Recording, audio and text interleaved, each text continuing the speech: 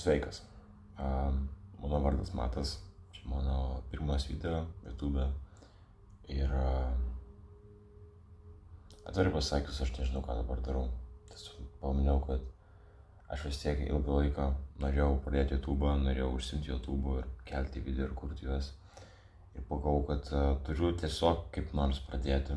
Tai šis video aš tiesiog dabar žodžius tiesiai iš galvos traukiu, aš neturiu jokio plano šitam video. Gal tiesiog biškai papasakosiu apie save, apie šitą kanalą. Tai trumpai tariant, man 16, aš esu labai nepatenkintas savo gyvenimu ir kur aš esu, tiek psichologiškai, tiek finansiškai, tiek apskritai gyvenimo būdas, koks mano įpročiai ir panašiai.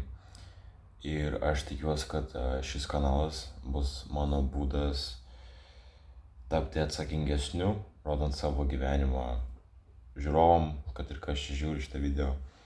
Ir galbūt taip aš galėsiu pagerinti savo gyvenimą, o vėliau dalintis savo pamokomis su kitais. Ir iš tiesų, kas keista man, kad dažniausiai tokie etapai, kokie yra dabar, tokia depresiška nuotaika, toks nepasitenkinimas, jis ateina karts nuo karto ir išeina.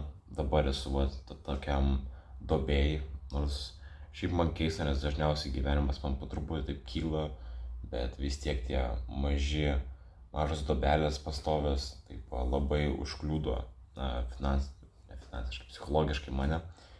Ir nežinau, aš nusprendžiau, kad aš noriu su jom tvarkytis su tom problemom. Aš nebenoriu vis karts nuo karto nukristi nuo progreso, vėl grįžti prie blogų įpročių.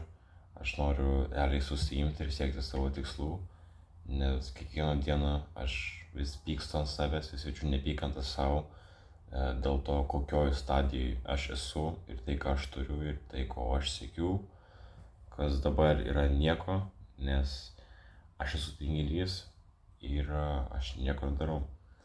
Tai šis video yra beprasmiškas daugeliu žiūrovų, jis tikrai nesuteiks jokios naudos.